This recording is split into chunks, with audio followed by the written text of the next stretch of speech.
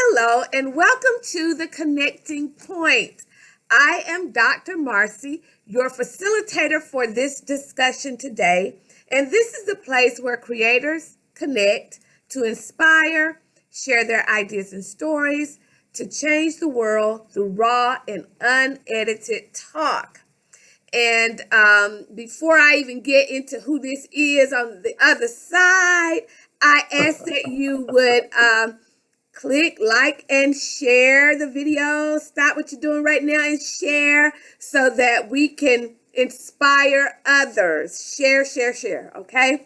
Well, right here before us is, to me, a master poet. Oh, thank you. Thank Yes, you. he's a master poet. And of course, his name here is Mr. Larry Sheats. And Larry, I have to tell the connecting point, thus the name of this platform. So the connecting point, I don't even know how many years. Maybe you know, Larry. Do you know? I don't. Oh no, no. I learned a long time ago. I don't count years. Listen, audience, it's been a long time that we have Yeah. known each other. He is from my hometown, Athens, Georgia. We have both journeyed away from Athens, but it's always dear to our hearts because our families are there. So we still visit our hometown. However, one thing that I did not know about Larry coming up was this gift he has. Amazing gift, poetry, okay?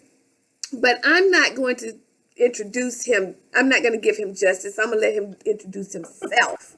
And so, Larry, if you would tell the audience who you are, where you come, I already told where you come from and where you are now.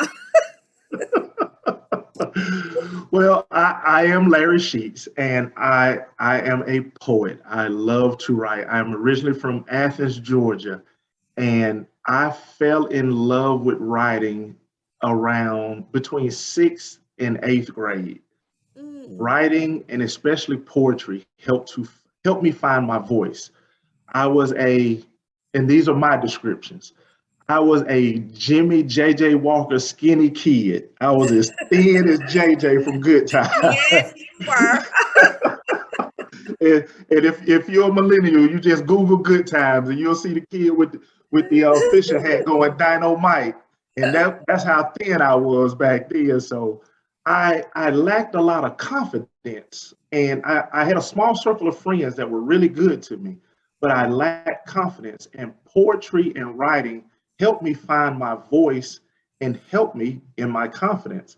And the funny thing is, though, I wrote, but I still did not share it with anyone until I got about my junior and senior year in high school. Wow. And you know, before we even came on here, audience, he briefly was telling me about the writing aspect of it. So I want to talk more about that because we have so many of our young people and adults too who stray away from writing. And for whatever reason, and I was telling Larry, I journal as well. Hmm. I have a lot of people don't know that about me, but I do. I write down, my thoughts. I go back over the years and write and read what has been written, and that inspires me because sometimes, just Yes. sometimes, those of us who are encouragers, we're Need to be often encouraged. the ones that are not encouraged by others. Yes. So, as the Bible said, David encouraged himself. Yes. Yes. So a lot of times I go back and I read, even those days that I didn't have that I didn't think was so good days.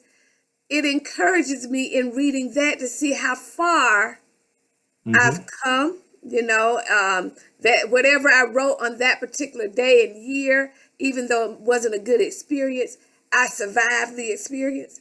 And Hmm. so Hmm. journaling to me, or writing things down, period, helps to seal it for me. Some Right. people say, I can hear it. I do like listening to. I think I'm auditory and I'm visual. So I hear it, but once I write it down, Oh, it is yeah, sealed. It's in me. it's So locked in. Larry, who introduced that to you? I just want to know. Because as children, children don't just necessarily fall over to writing. Matter of fact, they shy away from it, like I said. So somebody had to introduce you to the joy of writing. I had some wonderful English teachers through middle school, and Miss Neal was my AP English teacher in 8th grade, and Mhm. she stands out because, well, not 8th grade, but 6th grade. She stands out because no, actually, Miss Neal was my freshman at Cedar Shoals High School, and she stands out because she would not let me. I wanted to drop her class so bad because I was lazy. I'll just be honest. I didn't want to I didn't want to put the work in. And she told me, she said, Mr. Sheets, I will let you drop this class if you will have if your mom will sign this permission slip. And it was, Uh-oh. oh yeah, so you know it was a wrap then. Mama wasn't gonna No, let you that get was out. not Oh, going to happen. so that wasn't gonna happen.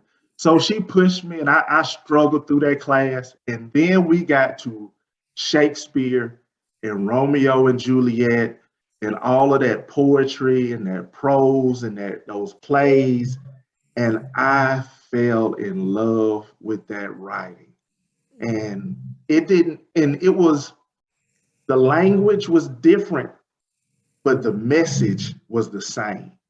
So once I got through the language barrier and I could understand the message, it was a piece of cake to me. I was in love. So I figured out that I could take these words, these emotions, these feelings that I have bundled up inside, and I can put them on paper.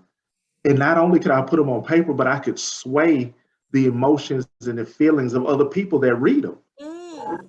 Mhm. And it was a powerful, powerful moment in my life. And just a little back note, I lost my dad when I was 7 years old. Mhm. So I never figured out how to deal with those emotions because at 7, I was told I was the man of the house. Yeah. So you have all those emotions inside, and as a man, as a boy, you are taught to hold those emotions. Yeah. Never let them see you cry. You have to be tough. Unfortunately. Yeah, I know. You're taught this negative masculinity. So I had all of these emotions bubbled inside of me, and I didn't know what to do with them. So when I learned to write, I learned where to put. I figured out where to put these emotions, Mhm. and it opened. Oh my God! It did such wonders for me. I became such a better person. I was less angry. I Mhm. was more sociable. I was able to, I made more friends because I didn't have all this bottled up energy, negative energy in me because I could put it on paper, I could read it, and I could say, okay, that's how I feel. Even if I don't share it with anybody else, that's okay. I know how I feel. I'll put it to the side, but I can address it and deal with it. But at least I've acknowledged it Mhm. because with it all inside of me, I never acknowledged it. Yeah. Yeah. But I was listening. The funny thing, I was listening to you say, you that all that English lit. Yeah, Listen, Larry, this is funny now. Just last week, Macbeth came out with Denzel Washington. Have you seen? I haven't seen it. I haven't seen it, but I heard it. Uh, and we were so excited to watch it, my children and I. So we turned it on, and we said, "Now I know this English, but I just don't understand it." I said, "Listen, I can't even watch the rest of this." And I was watching it for the sake of Denzel because I I love know, me I some know. Denzel Washington. But and that was the thing, just to get past that bow and this, and Yes, it's English, but it's foreign English to me. it's hard. Exactly. But it was such a beautiful story because Yeah. that's what I got out of it. Once I broke down the foreign language of it and Uh-huh. got to the story of it, I said it's really all he is a storyteller. It's a And story. that's all a poem is. It's telling an emotional story. So that's what I learned from it, is how to tell an emotional An story. emotional story. And really, writing in itself is an emptying Yes, yes, of yes, whatever's inside of you. And yes. we express ourselves in different ways. Some people scream it out, some people cry it out, some people dance it out. But any way that you turn it, it is an emptying Right, of who you are. It doesn't. And one thing about writing that I like, when you mentioned you didn't have to share it, uh, it doesn't have to be perfect. oh When no, you're God, no. journaling, it doesn't have to be grammatically correct. Right, You right, don't have to have the punctuation there. You're actually using your journal to get out those emotions. And I think the reason people shy away from the writing is because in school we're taught, where's your period? Where's the question right, mark? Think about the grammar. And so it begins to be more technical right, and emotional and right, expressive. And so we could just lean our children and lean everybody back right, to the form of expression that's attached to writing, then I think it will be a part of a healing. right. Uh, And I think you hit it dead on the head. You say the different ways that you express yourself, and that's the way I do it in my writing. Sometimes my writing, I'm screaming at the top of my lungs, and sometimes in my writing, I'm dancing, I'm joyful, and sometimes in my writing, I'm bawling my eyes out, and sometimes in my writing, it's just a whisper. It's just a small conversation, and it's just different emotions that you can put on that pen to pad. Is just amazing, just from A to Z, that you just from emotional that you can go. And it's my therapy. It's my therapy. That's what I call it. It's my therapy. it is. It's very therapeutic. Yes, You know, yes. matter of fact, just this morning I was discussing. Not a lot of people say she always talk about her kids, but we talk deep Yeah. topics in my household. And so one of the topics that came up this morning was the lyrical content Oh. of music back in the 60s and 70s. Mm-hmm. And so I pulled up these, songs, and I said, people not listening to these lyrics right here, Yep. and what they mean. And my daughter said, well, Mama, that's why my generation is like we are. We're not in tune to the expressive quality of the lyrics. Right. And Right. so that is why that type of music from back in the day, it takes a hold of me. And Yeah. Yeah. Because it says something. It it said something. says Oh my something. God. It said Woo! I hate to go back, I hate to sound repetitive, but it tells a story. It is Yes. so beautifully written. One of my favorite artists, God rest his soul, is Prince. When I Yeah. listen to Ooh. Prince, Yes. his Yes. lyrics, he just, oh my God, the way he Yeah. tells. In one of my favorite songs, just call my name. I just Now, can't now, stop. Larry, stop. Listen here. That song right there. Oh my God. Lovers, y'all ain't ready for that one. They're not ready for it. Yeah, they ain't I ready for just that one. can't stop writing songs about you. I love you that much. I mean, I Ah, that just song right listen there. to Oh the my lyrics. God. I'm like, oh my God. And it just, and Mm. I try to write to that. That is where I set the bar when I Yeah, write. yeah, I yeah. want to express myself to that point. And I'm like, I got a long way to go. A But lump. but I love it. But I love the challenge. I love the Yeah, challenge yeah. of it. I love the challenge of it. Lord, Larry, to listen here. I just pulled up. It was so amazing to me.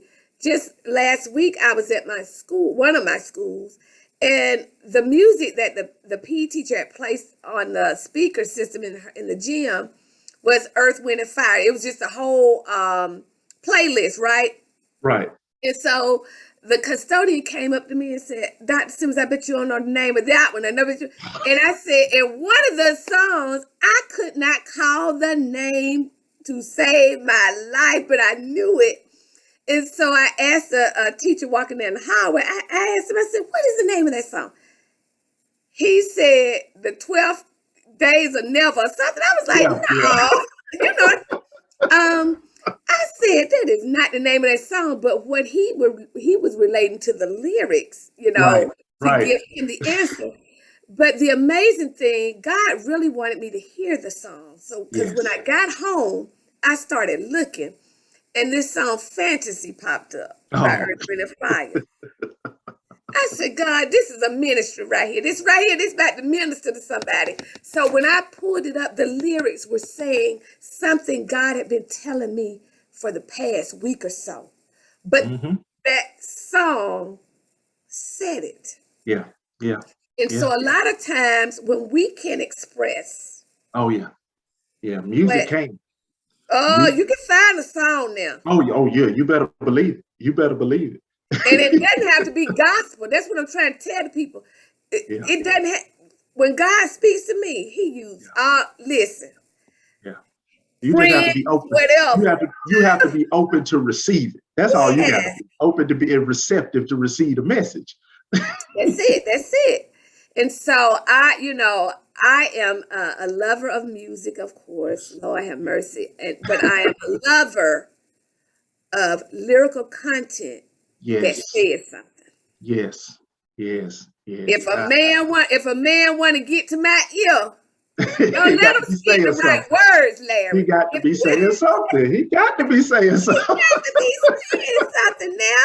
If you ain't saying nothing, keep it moving. I'm just keeping it real. but that's and to be honest, that's how I got started as well. I was so I use the word shy, but I was so unconfident. But so I used that poetry. It's like, okay, I can't tell you this in person, but I can write this to you and give it to you. And this is how I feel. And so I'm not, I'm afraid to tell it to you face to face, but I can put these words on paper and give you this piece of paper and tell you how I feel. And then, it Yep. gave me more confidence. So oh God, just when I used to go out and speak, because a lot of people don't do love poetry anymore. No, And they don't. I don't understand They don't. it. I don't understand it. I don't understand that it is one of the most beautiful things in the Oh world is my gosh. relay just the emotion of our feelings for one another. Just how what you mean to me and what I should mean to you. Mhm. And it's the opportunity is there. So It's always there. whenever I go read, I have to do at least one love. And I'm And like, no matter where we go. we were listening. I know you've heard the Teddy Pendergrass, "You're My Latest Greatest Inspiration." Yes, Now yes. see that song right there. Listen, my daughter and I was listening in the car, and she was like, "Mama, if a boy come up and talk like that," she said, "they don't even know how to use that language now, Mama." I It's said, "Listen, dangerous. It is dangerous. can you imagine a man saying to you, 'You're my latest, My my greatest greatest inspiration. inspiration?'" Good gosh almighty.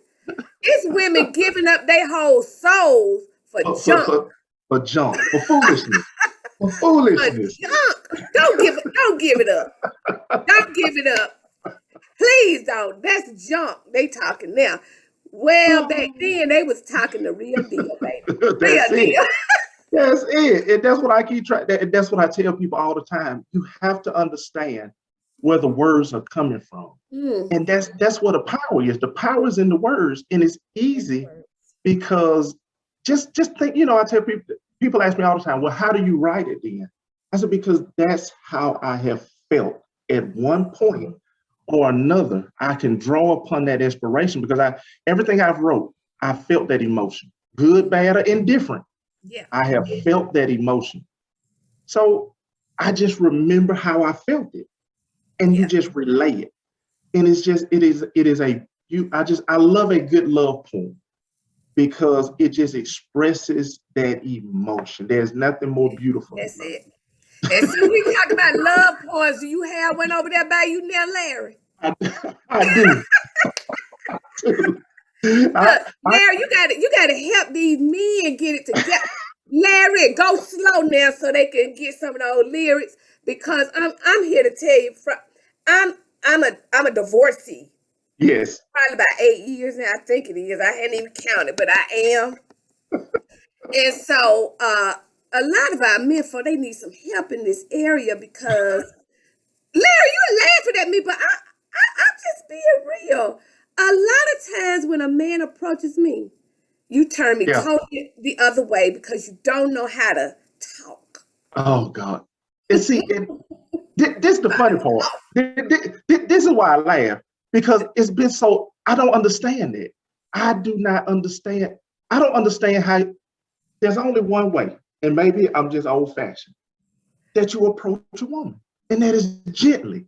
And I just don't understand because I see You it. see it. You I see see it. it. And but the sad part is so many people, so many women respond to it. They respond to it. But And that's what, they respond because they're desperate. You know, somebody asked me recently, a man, why are you still single? I'm still single because I'm yeah, worth something. there you go. There you go. And I know it. And so if you come to me There you in go. some other fashion that's not up Yeah, to what I'm worth, yeah, yeah. I could deal with being single to the right one come because There you see, go. There you go. I'm not gonna dumb down Th- who I am just to say I got a man. And I think that is where we're That's missing. where we are. Yep. Yep. We're missing it. But I also know that a lot of our men, they don't really know how Yeah. to Yeah. express because, like you said earlier, they were taught to bottle up Yeah. their Yeah. their emotions, to not show it because if you show it, you solve, you Yeah. know. But to me, that is the Yeah. most attractive thing that a man can be. It's just real and authentic and express in any way that you express. Some men may express it by, like you say, writing. Yeah. Sing me a song, brother, sing. Yeah. It ain't even got to be on pitch. Larry got me on here cutting up, y'all. He got me on here cutting up. All right. Well, okay. So this one I want you to get. It's called "I Wonder If She'll Know My Name at All." Okay. So it's about, and I'll give you a little background on it. So it's about how the first approach. So I remember the first time she smiled. Her lips loosed and my knees got weak. Her eyes sparkled like diamonds in the sunshine, blinding me from her beauty. She said no words, but spoke volumes when she looked at me. My heart beat off rhythm when my gaze was caught by her eye. My mouth parched like the Sahara when I tried to speak her name. Time stood still, and for a moment the universe spun backwards. I mean, the stars stopped shining, planets were spinning off their axis, and gravity released its grip on my heart, and my heart rose, flew out of my mouth, across the room, and into her hands, her delicate hands, and she loved me. Picture perfect scene painted by her breaststroke when she breathed. Just her simple act of inhaling was enough to take the air out of the room. I was consumed by her essence. Not just her presence, but her future was what I was after. Her laughter brought tears of joy to drought-laden eyes. And the rain came, and the harvest was plentiful, and the bounty was reaped. I whispered into her hearing passion, and she smiled, sending waves of pleasure over me like the tide coming in on the beach. I could drown in the eye of a tropical storm and still be alive. Like the dew remembers the dawn, like stars remember the night, like lungs remember to breathe. In her, I found the tree of life and the tree of knowledge. Wiser men than I have tried to taste her fruit, but were forbidden. While access I was granted, I treaded slowly, moving with caution, leaving only fingerprints on her heart and a Mm. memory in her thought and a vision in her mind. My wish for her is nothing but peace. And if I spoke to her stardust, I wonder if she'll know my name at all. Mm. Okay, Larry, how can these folk buy that? You know what I'm saying? Cause I need somebody that can read at least 3 of those lines. Larry, get them to purchase. Listen, it don't even have to be in a book, Larry. Tell them they can purchase it, the copy. You will type it. Yeah, this how the Athens folk. This how we cut up. This how we act. This how we act. Just forgive us. Just forgive us. Listen, y'all ask That's Larry the to do beauty. about 2 lines of that poem. That's all you need, 2 or 3 lines. But that's the beauty. That is the beauty of words. That is why I fell in Yeah. love with words. It is why I fell in love with writing. It was I can remember it was Right. 6th, 7th, and 8th grade. I fell in love with words. And when that 8th grade year, when I got through with what I got out of that AP class, got out of that English class and finally figured everything out, I was like, I could write some of this. And it was a way, being, Jimmy Walker skinny, I could share my emotions. And, I kept them to myself for a while, but it was a way that I could deal with stuff. I could deal with my emotion. But I just love poetry. I love the ability to be able to express myself, which is, just metaphors and the similes and just any way you can. I just love it. So where have you used this poetry within your lifetime? Well, not lifetime, but throughout your life, where, other than just journaling and putting it in poems, where can you say that you've used this poetic gift that you've had, let's say even to minister? Because your calling is always attached to a ministry. Let me say that. It is. Let me say that. Mm-hmm. I agree totally with that. Everybody is called to minister. Everybody. I agree with that. What it has done, it has allowed me to just, I would say, connect more with the younger generation, because they see it as a more hip hop style sometimes. Mm-hmm. And I can have a good conversation with some young people sometimes, because nothing beat a love poem. I don't care who you are. And I love the fact when they came out with Def Poetry Jam. Mm-hmm. Def Poetry Jam put poetry on a mainstream map. So other people saw it and it was acceptable and it was cool. But I've always loved to write. Even if I didn't share it, even if I didn't do it, it was my journal. It was the way I could put my emotions out there and just allow myself to heal whenever something was going on. Because sometimes, your writing allows you to deal with circumstances that sometimes, you're not ready to process. Right. Mm-hmm. So it allowed me to deal with, trauma in my life. It allowed me to deal with, and I tell people all the time I'm shy, and they're like, "You shy?" Like, yeah, I'm loud, and I'm outgoing with my circle. I said, but back in high school, if you went in my circle, I didn't, you might not know who I was. Well, they call that introvert. Yeah, and that's people say Larry Sheats an introvert, and they like, no, that's an oxymoron. Well, that's because introverted people, if they're comfortable with you, they open up to you. And people never understood it, but I've always tried to fight the introvert in me by doing stuff that makes me uncomfortable. So I joined, I would do stuff like I joined the drama club or the debate team, stuff that would put me front and center, that made me uncomfortable. That pushed you, that's right. Pushed me into the spotlight so I could fight this feeling. And, I tell people now, even to this day, when I go on stage for open mics or perform, I still get butterflies. I still feel like I want to go in the back room and throw up for 5 minutes. But that's the introvert in me. That's the part of me, because I tell people, if you ever want to get to know me, read my writing. It will tell you everything. Because you've emptied myself in my writing. Into the writing. Yeah. It tells you everything you ever want to know about me. I've personalized, all my writing is personalized. It may be from just a small portion of who I am, or maybe a large portion of who I am, but it is all from a place that is part of me. So I'll tell anybody, you ever want to get to know who I am, you just read my writing. It'll tell you everything you ever want to know about me.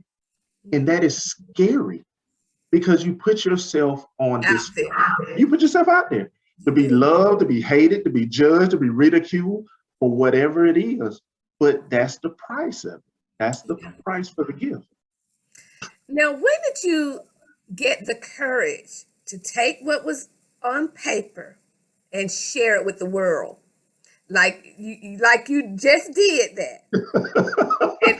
and you have done that on many occasions. Now, Larry did a stand-up, he did some poetry at the Connecting Point party that we had in August, where all the creators gathered together to celebrate one another, and it was amazing. So where did you finally get the courage to say, you know what, I gotta just go ahead on and put this out there so the world can hear it? Everything I wrote, I kept to myself. I never, when I first started writing in 6th grade, started doing all the poetry. Everything that I wrote, kept a thing. And well, I take that back. Everything I wrote, I wouldn't keep. I just write. It was just my release. It was my therapy. So I'd write, feel better, throw it aside. Or I enter a contest. Because my teacher would say, you should do this contest because you're good. That's okay. But I would do one draft, send it off, never see it again. Didn't matter.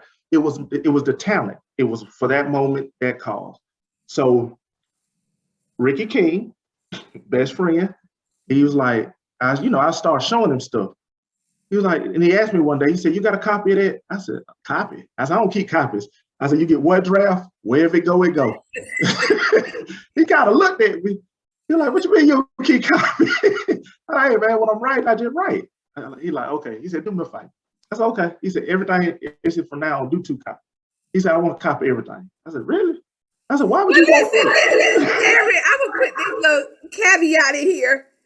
Ricky King, that's where he gets some of them good work. Rick know how to put all words together now. Hey, I love him to death. Rick know how to put words together. I'm telling you. Rick kept from 6th to 8th grade. Rick kept a copy of everything I wrote. Wow, that's amazing. Because I would not have. Because I did not see the gift. It was therapy for me. Mm-hmm. It wasn't a gift for me. It was therapy for me. So it was the way when I didn't feel right that I made myself feel better, or it was homework, or it was because my teachers saw the gift. They were like, Larry, instead of doing an essay, why don't you do a poem for this? Oh, okay, cool. And I didn't think anything of it, but he was like, every time you do something, I want a copy of it. And when we got in high school, he gave me a copy of everything I wrote. That's a friend. That's a friend. That's a friend. and just, I know he's not on here, but he's gonna watch it. I know he is. I know. Rick King is a radio host or whatever. But he called me one day and said, did Larry call you? It was like, he better call you. Did Larry? I said, not yet. Listen, Rick called me. He's always been in your corner. He said, you need to call Martin. I said, okay, Rick, I call him. And I swear, 24 hours hadn't passed. I said, Rick, I can't call him. I said, I had left working. He said, no, I'm going to have him call you. I said, okay, Rick. Yes, Rick is in your corner. And that's a friend, since we're on that topic. Yes. If someone is your true friend, they are supporting that purpose that is in you. Yes. They can see it and they will support it. Now, I don't care what you say. A person is not a true friend if they cannot see your purpose and your passion and support it. You have a lot of people, they hang around, and I experience this a lot, where people hang around, they say, I support you, and I'm your friend. No, you're not. you're really not my friend because you don't know me and you don't support Right. the calling that's on my life. That's how I know true friends. They support The calling on your the life. calling and they respect the call Yes. on your Yes. life. You know, Yeah. so I will tell you that, Larry. Rick is your friend. Oh, listen. He is your friend. Never had a doubt. So I learned to it through high school. So when he gave me that back in high school, I started keeping everything and writing everything. So I just fell in love with it. I fell in love with words and I hate to say it, but I fell in love with the effect that words could have on people. Because words give you power. And I wasn't the most popular kid and guy coming up, even though I hung with a lot of popular people, but you understand the power that words have. How words can build, words destroy, words have the power to make people fall in love, fall out in love. It's just so powerful. And I did not realize the power they had until I got in high school. And I really started, I won't say perfecting, but I started really looking at how I write and, looking at what I was trying to do. Because when I first started writing, it was just how I felt. If I felt good, I wrote good. If I felt sad, I wrote sad. And, just whatever emotion, I needed that emotion to write. When I got in high school and in college, I could write based on how I previously felt or how I wanted someone else to feel. And that's when I really realized how powerful words were. Well, Larry, God created with what? With words. With words. It did. God said, let there be. And there Let was. there be. He spoke words. He spoke words. And so that's why we have to be very careful of what comes out of our mouths. Because words plant seeds. Yes. And seeds. Yeah, they grow. They grow. They grow. They grow. And we harvest what comes out of the mouth. Yep. And so don't talk bad about yourself or anybody else because you harvest a plentiful crop. Amen. Larry, but Larry, I remember, I don't know how long ago it's been, but you did an episode on Talking Random-ish radio show. And it's probably one of my favorites because two of my favorite things were connected: words and music. Oh, yes. And my son, it was impromptu, wasn't it, Larry? Yes, it was. Not planned. You and my son brought the harp. He was at the studio with the harp that day. And you did some poetry and he played along with it. And that took us to a whole nother a whole nother place.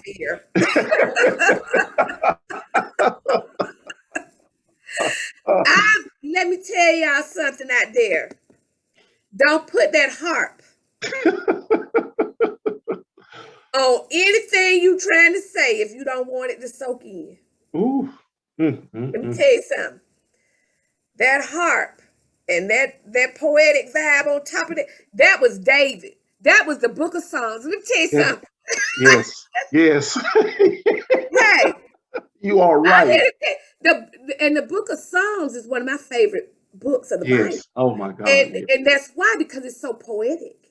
Yes. And David was a harpist. Yes, he was. Don't get me to go down and go on about that one, but I just want to point that one out because oh my y'all gonna look that show up. Oh, but please do, because go look that show. Talking Random-ish. I don't know what episode it was. I actually have it saved because I listen to it at least once a month because I think it's called the Harpist and the Poet or the Poet and the Harpist. And okay, it is so.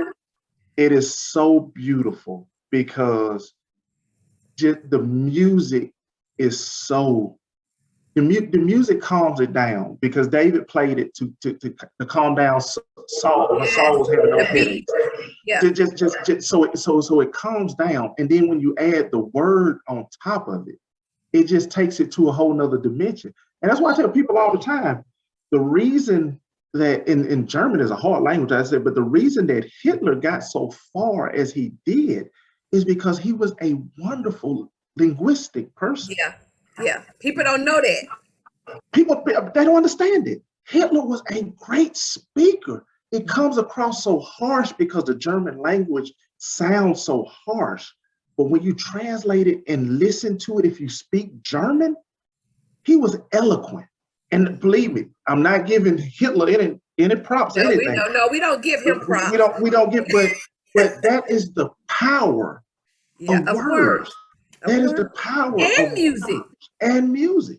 They are It's the most matter of fact, Rick King said this too. Most well, he said something else was spiritual too, but we ain't talking about that. But Larry, you already know what I'm talking about. But the words are very spiritual, and music is very spiritual.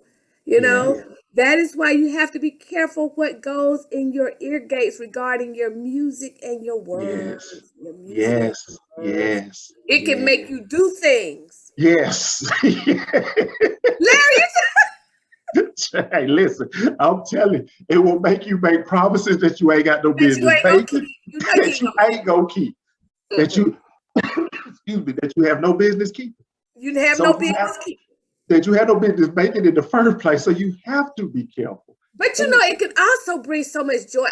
This is one thing that I do in my classroom daily. My students could tell you. Before they even enter the room, I said, don't even come in my room. If you don't hear music playing in here, I'm not in here. Yeah. So that means don't come in here because you know me. So I choose music that's, you know, jubilant. And I said, listen, don't come in here unless you dance in here. So they come in there. Sometimes it'll be African music, sometimes, but it adds, it sets the tone. Right. So the music sets the tone to whatever it is. When I'm driving to work, if I want a peaceful day, I know what kind of music to put on. Exactly. If I want to lift my spirits up, I know what kind of music. If I feel like, you know, and people say all the time you should wallow, but someday I want to wallow in, and if I want to wallow in, I know what kind of music I need to put on. Put on. That's it. So you know, it is. I just love the way you present poetry. I love it. And I know we don't have a whole lot of time on here, but Larry, you got to do me one more piece. Pick your favorite piece, Larry. Oh my God, I know that's hard. Oh. But pick your favorite piece. My favorite piece. Okay. Yes. My favorite piece has actually become the last poem I wrote. Okay. And it's called, and it's a serious piece. It is called For Those Who Feel Like Suicide. Oh, yeah. Was the only answer. So tell us the background of that. Okay. So I am, and you know, and poetry has helped me with this. I suffer from depression.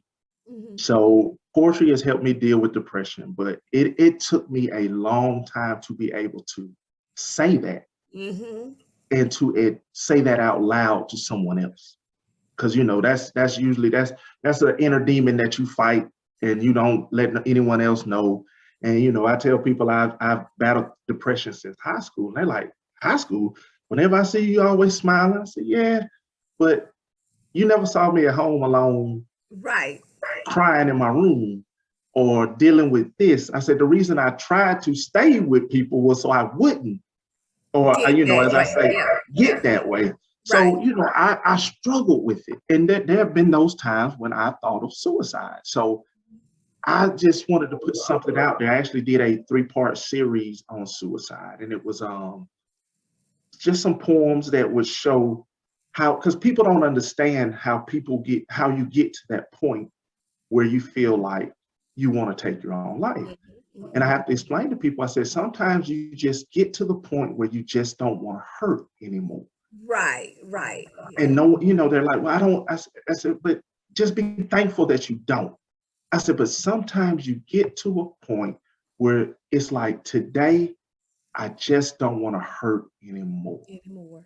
And I was at that point, and I thought about it, considered it, and I asked God one thing. I said, today, if I don't hurt for X amount of time, I won't do it today. And that he gave me that. He gave And it to so you. he gave me that day. And that's all I needed for that day. And we take it slowly every day. So, I tell people, you don't never cure your depression. You just battle it every day. Some days I win, other days, we go down, as I call it, the rabbit hole. And when I'm in the rabbit hole, I have my writing, I have my friends, I have things that I know that I have to do to get myself back out of it. Back out. But it's a process.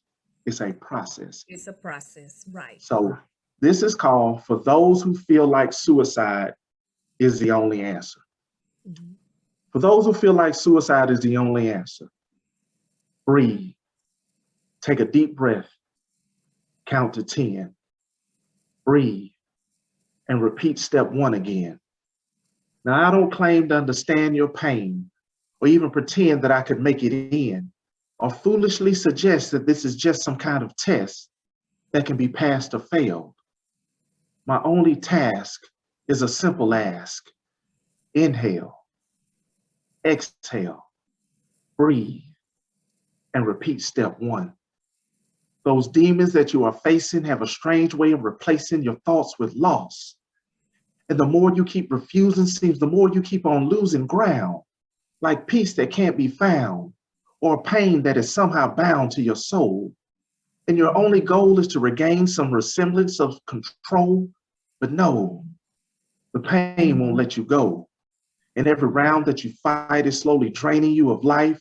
And the only end in sight has been condemned by those who never understood your plight, or by people who have never battled a demon all through the night. Yet despite your desire to see the grave, daily you walk this earth being brave. Just waking in the morning is impressive, when the weight of simply being alive can be so oppressive. And if we are being retrospective, it's been like this for years. The tears have burned tracks into your memory, until the symmetry has been knocked off, like a painting in the hallway tilted at 87 degrees. That's just enough to keep your mind from being at ease, and for no one else to see. So when the voices come like a plague, and all your answers you give are being vague, remember, breathe, and repeat step 1. See, I too have been in the dark, and like that movie's Raiders of the Lost Ark, the demons have come for my soul. And if I could be so bold and tell the truth, I have walked a mile inside those shoes. But I digress, because this is not about me. It's all about you. And whatever it is this pain has got you going through, just know that you're not alone. I'm always here by my phone. So if you would be so kind, take a load off, rest your mind. In me, you will always find that my schedule, there will always be time. And for those of you whom I do not know, in order for you to heal and grow, find someone who can fill that role. But remember, breathe and repeat step 1. Know that I am not here to judge. When life has you stuck in the mud and you're feeling like you're drowning in the waters of the oncoming flood, even if you do decide that you can no longer survive, you will only find me with you, standing by your side, not asking why. For who am I to try to pry into what it is that you are going through inside? Not even my foolish pride could start to tell that lie, nor reply to the call that is unilateral, or think of the damage that will be more than collateral. And though you think it be admirable, the truth be told, my motives are quite selfish. My reasons are my own, but believe me, they're not devilish. Simply put, you by yourself, you don't have to go through this. So please, I'm asking, go get some help. And from here, there won't be no stopping. Remember, breathe, repeat step one, because suicide is not your only option. Breathe and repeat step one. Yes, ma'am. Man, we listen. That's deep. It's Thank you. beautiful, but deep. Yeah. And so if we can leave any message today, breathe And repeat step one. and repeat step one. Use your words. Anything you want to add, Larry? Yes. If you feel you need help, reach out because someone out there is listening. Someone is willing to listen. Someone is waiting to listen. So just raise your hand because trust me, I didn't think they were out there, but they were out there. They're So out there. well, from someone who knows, and just take the time to fall in love with words again. Because we all loved them when we were little. Yes. We all loved them when it was Dr. Seuss, The Cat in the Hat, Yes. Green Eggs and Ham. Fall back in love with words again. That's it. That's it. That's it. I love it. I love it. Larry, thank you so much Thank for you. sharing your gift with us. And can you let the audience know how they can contact you for coming to speak or whatever? And Larry's gonna listen. I'm serious about that poem now. Larry, you can sell each line. Y'all, men folk, y'all pick one or two lines you can buy from that first poem, that love poem. Just ask him, Larry, sell it now. It's worth selling. Now listen, if you need anything, if you need any love poems, I do write.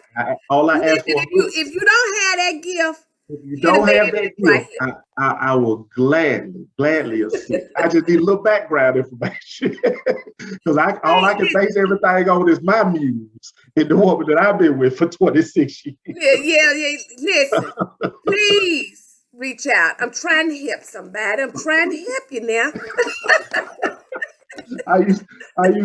We used to do a Valentine's thing at church. And all the guys would say, "Man, you just making them. Why you got to go up there and do that?" I said, "Listen, guys, I got one job in February, and to make all y'all look bad."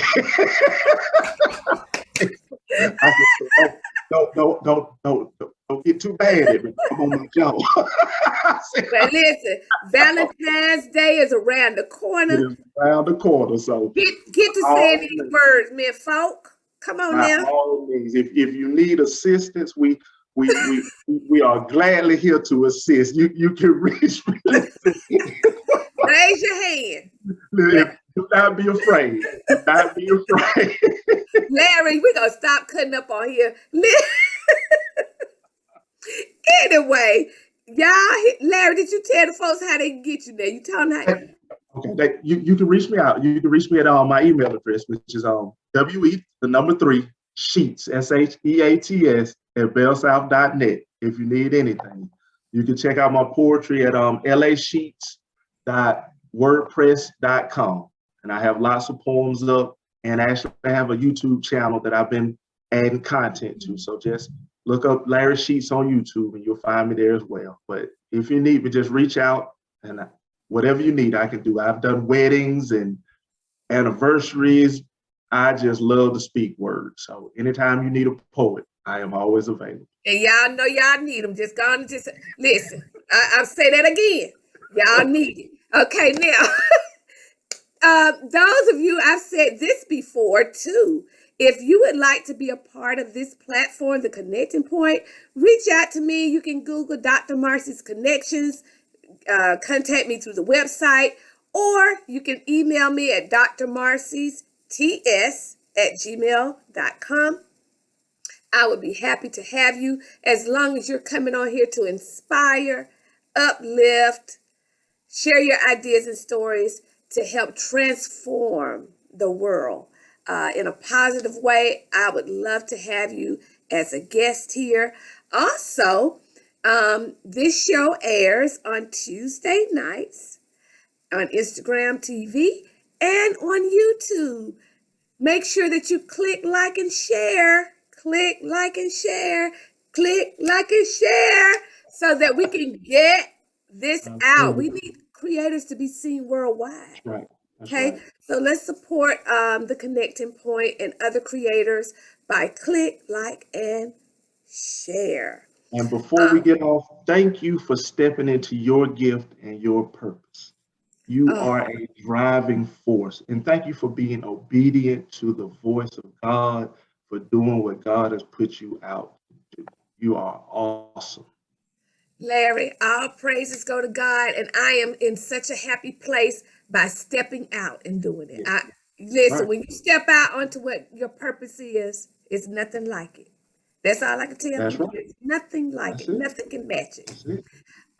And so also, if you want to be a part of a wonderful group of creators, we have the Connecting Point for Creators group on Facebook, of which Larry's a part of, and many other creators. We're almost, I think, at close to 400 now. And it's everybody's a creator. And so you're welcome, whether you're creating meals in your kitchen, That's or right. you're creating a positive environment for someone. If you are creating artwork, poetry, dance, hairstyles, whatever, we welcome you to the Connecting Point for Creators group. All you got to do is go look it up on Facebook and join. Send us a request to join, and we'll be happy to have you. It's just a place for inspiration throughout the week, and we celebrate wins because we're all winners in the group. That's But right. we don't lose, we win. That's right. Okay, That's so right. there it is. And until we get this moment again, peace and blessings. Thank you again, Larry. Thank you. Bye bye.